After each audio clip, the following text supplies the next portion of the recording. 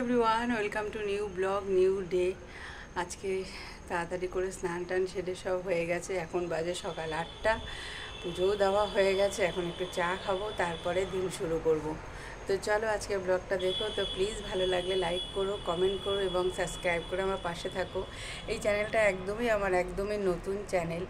সবেমাত্র আমি video share করা শুরু করেছি, আমার ডেইলি লাইফস্টাইল।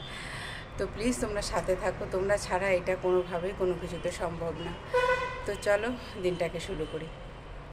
দিনটা কিন্তু শুরু হয় প্রত্যেক মানুষের চা দিই। ব্যাস জামা কাপড় কেচে মেলে দিয়েছি। এখানে না বেশ রাতের দিকে একটু ভোরবেলা একটু মর্নিং ওয়াক করতে বেরোলে ঠান্ডা ঠান্ডা লাগে।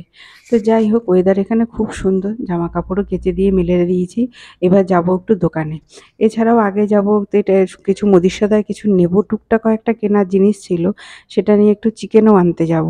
এখানে তো একটু চিকেন ছাড়া আর খাবো কি, খাবার কিছুই নেই। তো ছেলেকে এসে দিয়ে দিলাম চাউমিন করে, আর আমি বানালাম চিকেন। চিকেনটা একদিন বাদে বাদেই করি, কেননা কিছু করার নেই। মাছ পাওয়া যায় না বলবো না যে পাওয়া যায় না, অবশ্যই পাওয়া যায়, কিন্তু 20 কিলোমিটার বাসে করে আমার যেতে হবে তারপরে। আর তার থেকে বড় কথা, আমার ঘরে তো ফ্রিজ নেই যে আমি একটু যাব বেশি করে এনে রাখবো, সেখানেই সমস্যা। ওর জন্য তখন মনে হয় কি, যে একটুখানি মাছের জন্যে তারপরে আমার ছেলে সকালে খেলে আর রাতে খেতে যাবে না, আর কি করব। তার জন্যে আর সেরকমভাবে হয়ও না। যাক, খেয়ে দিয়ে রেস্ট নিয়ে একটু বেরিয়ে পড়েছি, যাব একটু মুভি দেখতে সিটিতে। তো ভাবলাম চলো, ছেলেও বলল চলো, এলাম হ্যাঁ চলো, আর কি, বেরোতে ঘুরতে বেড়াতে কার না ভালোই বা লাগে। তো চলো রেডি হয়ে বেরিয়ে পড়েছি। এখানে কিন্তু আপনি সন্ধ্যে 6টা হয়ে গেলে পরেও তখনও দেখবেন বাইরে রোদ।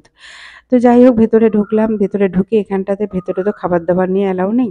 তো বাইরে থেকে একটু চা আর একটু ভেলপুরি নিলাম, টাইম ছিল হাতে তাই। বেশ সাজানো গোছানো। এখানে মুভি দেখতে আগেও একবার এসেছি। আপনি যদি, যেদিনকে রিলিজ হয় হিন্দি বই, সেদিনকে যদি আপনি আসেন তাও কয়েকজন দেখতে পাবেন।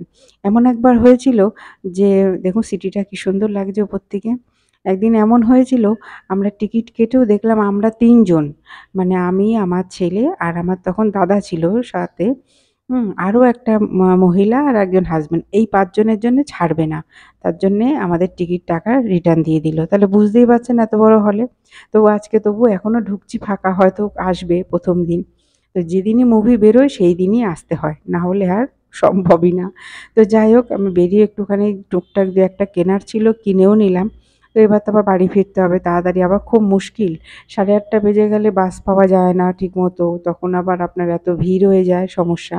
তো যাই হোক, বেরিয়ে পড়েছি, অটো নিয়ে নিয়েছি একটা। ভিডিওটি ভালো লাগলে প্লিজ লাইক কমেন্ট করো এবং সাবস্ক্রাইব করে আমার পাশে থেকো। সবাই ভালো থেকো, সুস্থ থেকো।